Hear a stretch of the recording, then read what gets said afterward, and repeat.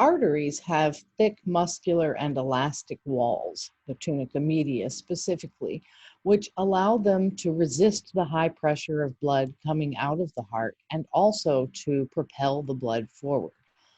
Primarily, this is a function of the elastic in the wall, though smooth muscle does play a small role.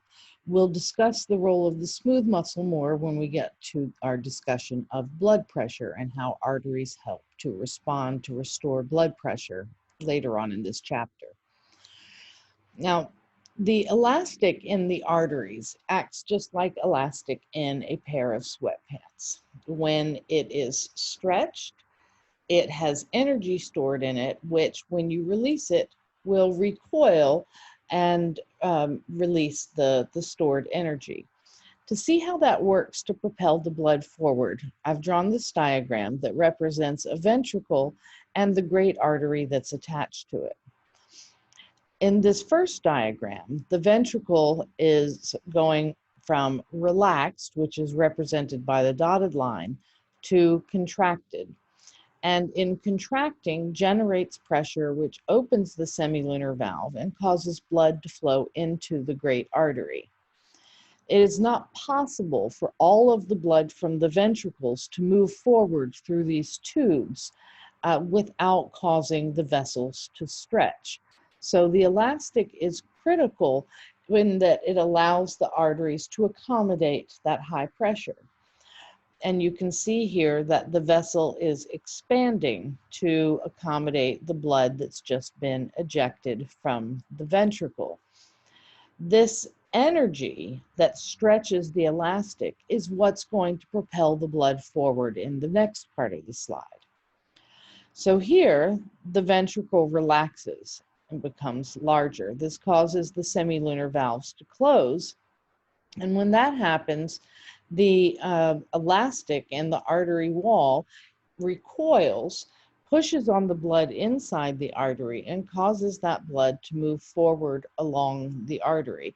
It's almost like having a second heart right after the ventricle.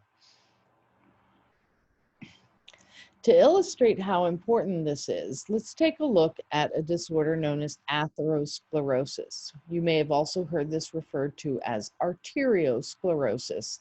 Sclerosis means hardening. Athero refers to vessel, arterio specifically refers to the arteries. Atherosclerosis occurs naturally as you age. All of our arteries become stiffer over time. However, this is made worse by having a diet high in fat. If you look at this diagram, this represents what the vessel looks like early in life and the progression of the atherosclerosis as you become older. In atherosclerosis, fatty deposits occur, or fat that's traveling in the blood is moved and stored underneath the endothelium. This causes a reduction in the size of the lumen, or the opening of the vessel, which increases resistance, which increases afterload, or the work that the heart has to push against, the pressure that the heart has to push against.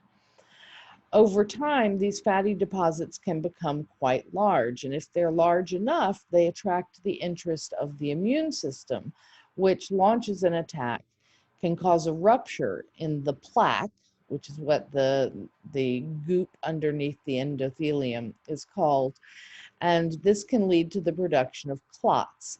Clots can either block the flow of the vessels at the site of the rupture, or they can be pushed away by the flowing blood and block vessels either in the heart or the brain or the lungs, leading to myocardial infarction, stroke, or pulmonary embolism. Now, in addition to the lumen becoming smaller, which increases the resistance and makes the heart work harder, having this plaque in the vessel wall reduces the elasticity of the vessel wall, which means that when the high pressure blood comes from the heart to the artery, it no longer has the ability to stretch easily and then recoil. This this means that when the heart does contract and the vessel can't expand to resist that high pressure, the weakest point in the artery wall can often balloon out. And I use the word balloon out because you've probably all had the experience of watching someone with those long, thin balloons that they make balloon animals out of. When you start blowing the balloon up, it doesn't always blow up from the end closest to the mouth or the end furthest from your mouth. Whichever part of the balloon expands first is the weakest part of the balloon, or the weakest spot in the latex that the balloon is made out of.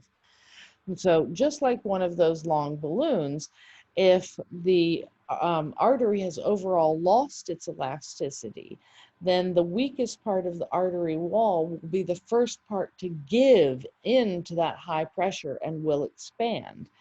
And that leads to something called an aneurysm. So there are different kinds of aneurysms. Aneurysms are just defined as bulges in the artery wall. So if you imagine this as the long balloon where this is the first part that inflates, this part of the wall is the weakest, the least stiff, while the rest of the vessel is so stiff that it's not accommodating the high pressure. It doesn't matter what shape it makes, the idea is the same. The problem with this is that this aneurysm, because this is the weak part of the artery wall, has the potential to rupture and cause internal hemorrhage. So the elasticity and the continued elasticity of our arteries is essential for our arteries to function properly and to avoid the consequences of things like atherosclerosis.